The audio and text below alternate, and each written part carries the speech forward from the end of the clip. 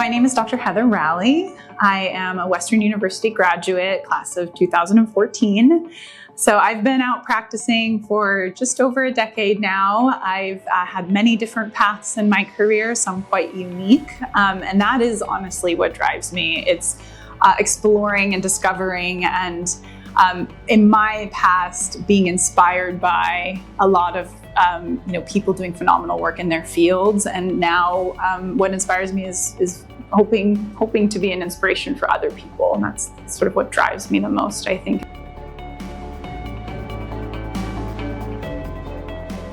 So my career is diverse. I would say what I'm most excited about is multifaceted for that reason. One thing I'm very excited about is I'm currently the medical director at a veterinary practice in Los Angeles called Green Dog Dental Veterinary Center, and we just opened our third clinic. It's a really exciting, really challenging time figuring out how to build demand and hire and create awareness in the community about our services. And so that's all very exciting. I also work in documentary film, and we have a film in progress right now. And then I also work in sort of the wildlife and animal welfare space in terms of captive wildlife, and working on a number of sanctuaries for marine mammals, specifically cetaceans. I also teach at Vermont Law School, and I teach as part of my practice as well. So I work with students all the time, and sort of bringing all of those experiences and that excitement into, hopefully a space where I can inspire other students is the penultimate kind of all of that excitement.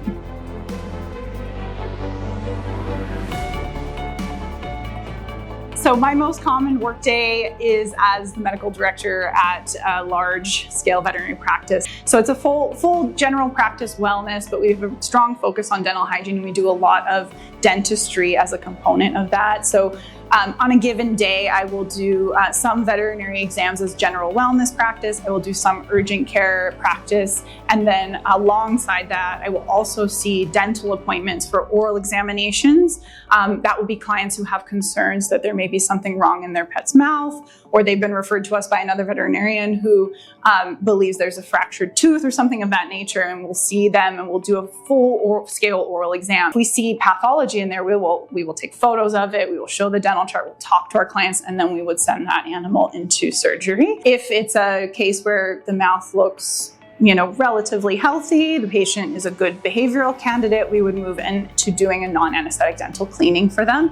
And we're able to do these types of oral exams and dental cleanings every 4 to 6 months for all of our patients. And that's one of the ways that we really help just sort of get a very clear diagnostic picture of what's going on in our patient's mouth, and monitor that very closely over time so that we can intervene in cases of periodontal disease developing before it gets too bad.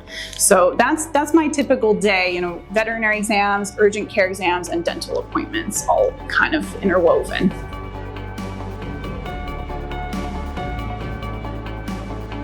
What veterinary dentistry has been for most practitioners is we put them under anesthesia, intubate, and do everything top to bottom, full-scale dental cleaning, dental x-rays, and extractions all in one, ideally once a year. But I think we can all agree also, for those of us who are in practice, that it's very unlikely for most of our clients to actually comply with that once a year. And so what happens is clients end up going many, many years without these types of procedures. So what we're trying to do at Green Dog Dental Veterinary Center is sort of reinvent the way that veterinary dentistry is done.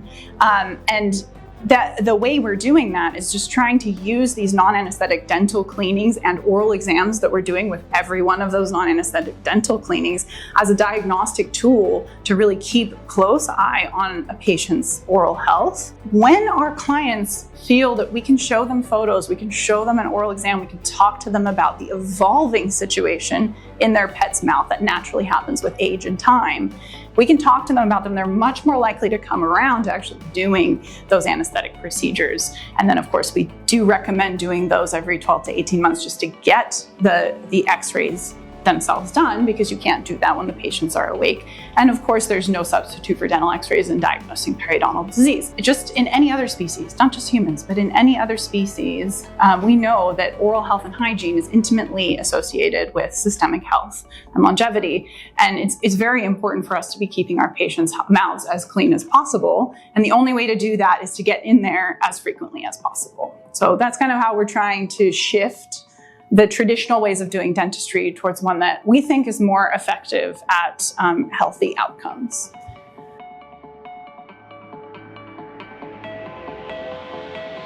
My mother will tell you that from the moment I could walk and talk, everyone has known I would be a veterinarian, or at least work with animals in some regard.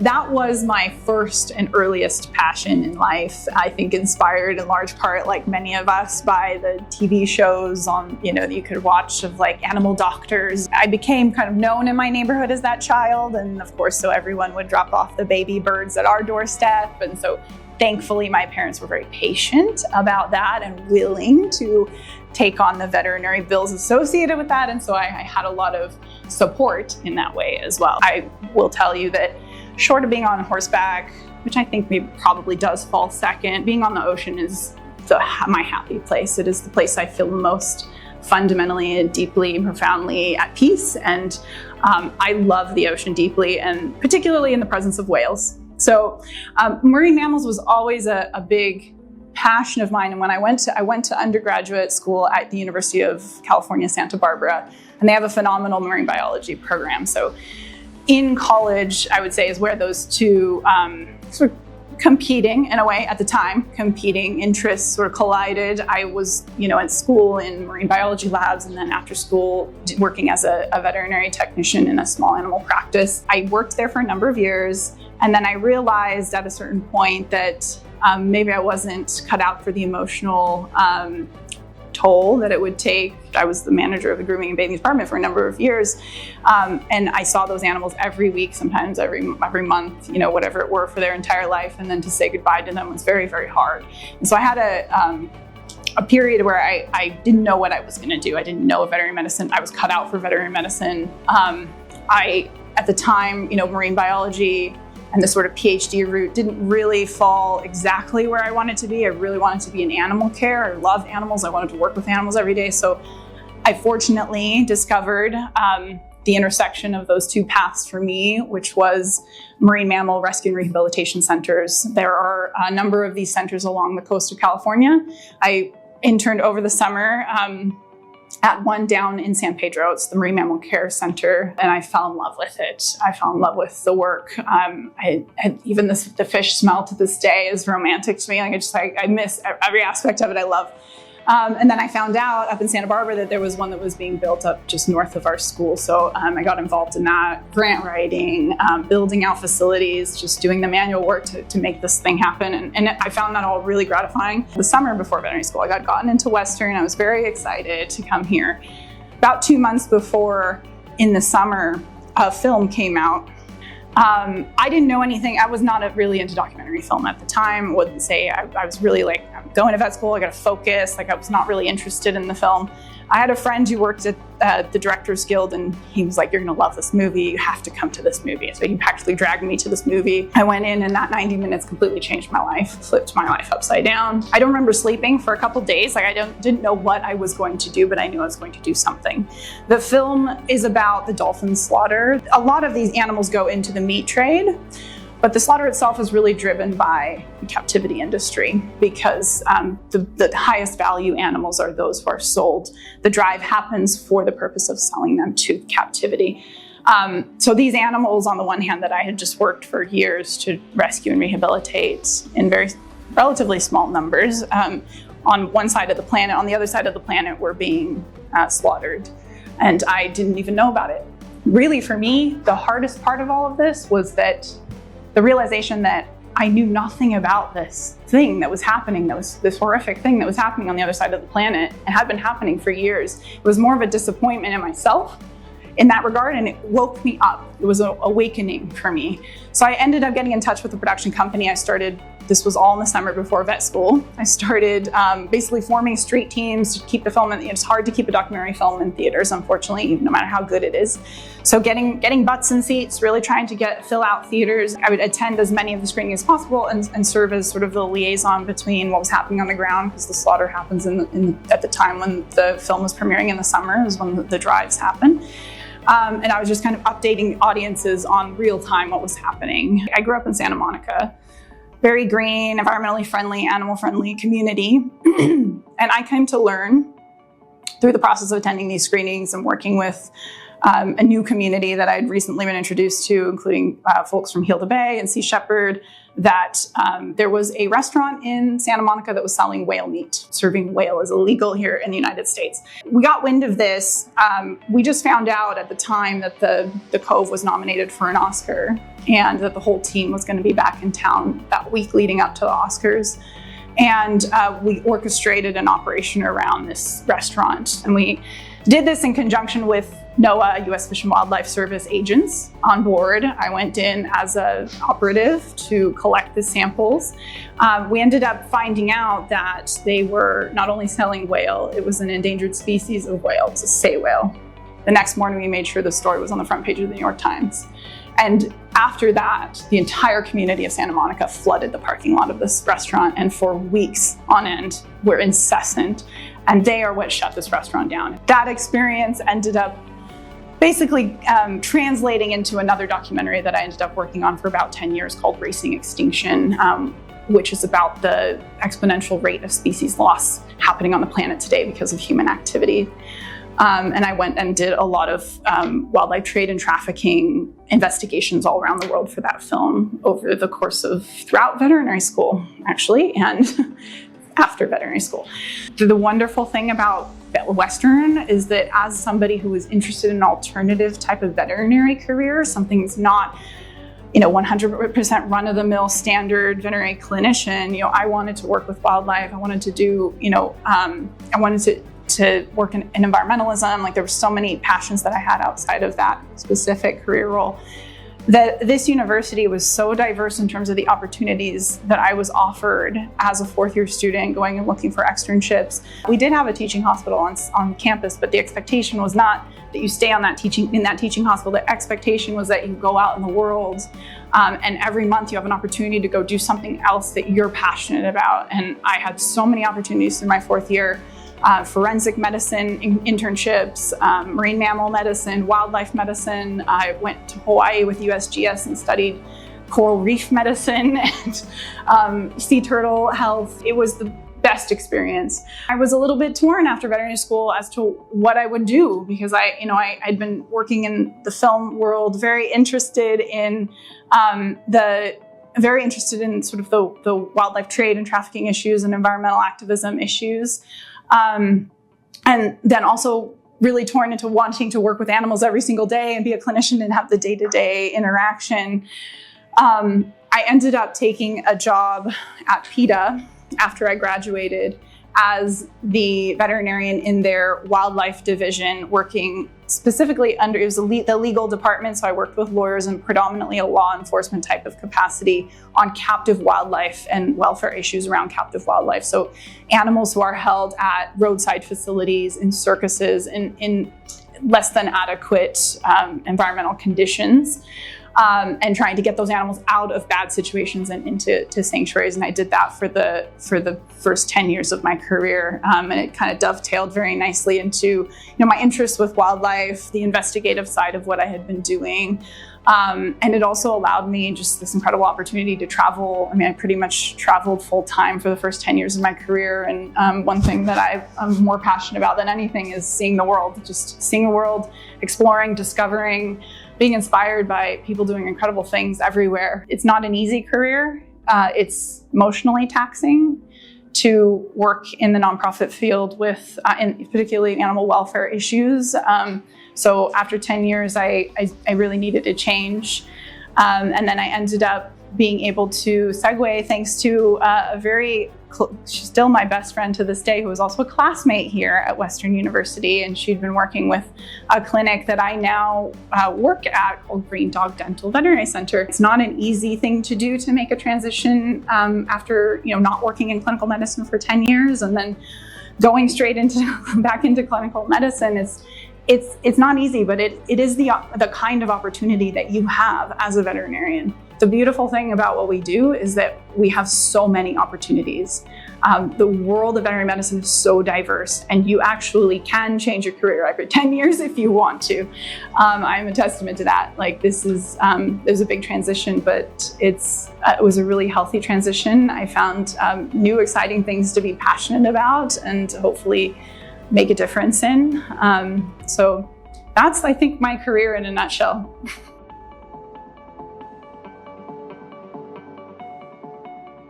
My career now, in no way, shape, or form, resembles anything I would have expected going into veterinary school. Not whatsoever. And it's beautiful. It's beautiful. I love it that way.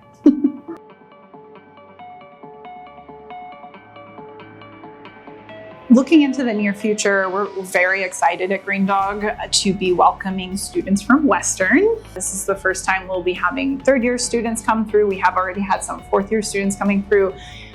So part of what I'm working on right now is really just trying to help build out our education component at Green Dog to be prepared to welcome those students in and make the most of the experience they have with us. There's a lot of other very exciting things happening in terms of, in the animal welfare side of things. I'm still currently on the board of 3 organizations that are working on building marine mammal sanctuaries.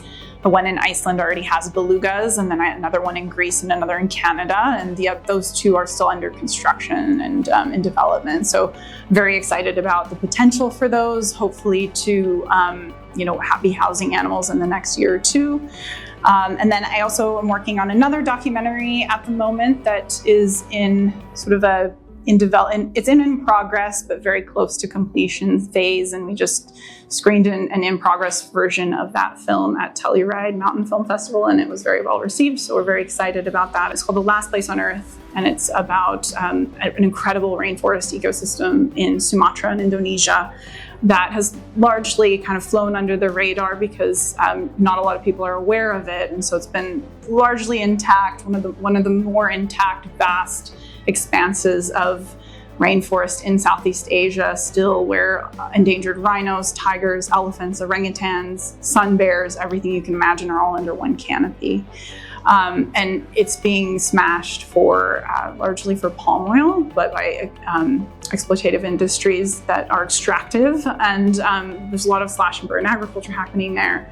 The beautiful thing about it is there are a lot of incredible indigenous activists who are working to protect this ecosystem, and there's something unique happening there that's not happening anywhere else in the world, that I've seen, which is that a lot of these individuals have formed a coalition. They're working together to create big outcomes, and that is a story we want to tell to the world. So a number of different facets. Every one of them has something exciting in the future that I'm looking forward to.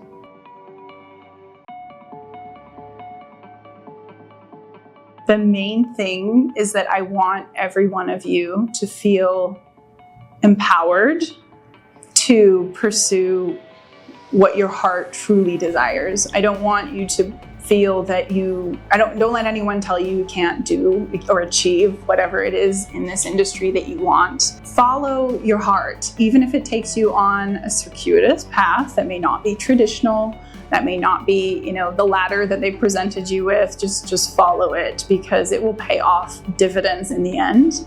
If you follow your heart, you will always be happy, and ultimately you will surprise yourself at what you do with your career. Whatever program you attend, but especially at Western, if you are lucky enough to come here for school, you'll be given opportunities in your, especially, third and fourth year, to choose how to pursue your own education.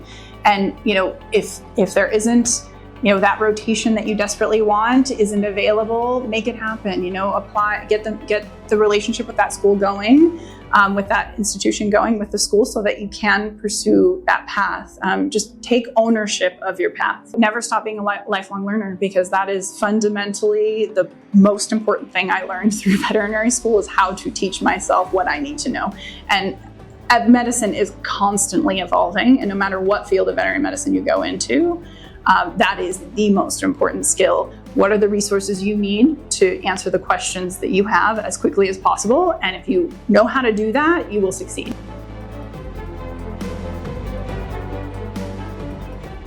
To all of the professors who impacted my career here at Western, just a deep and sincere thank you. I still keep in touch with several of these people who I met in veterinary school, and to this day, I look to them for mentorship still. To students as well, use those relationships, take advantage of them. You have an incredible resource here.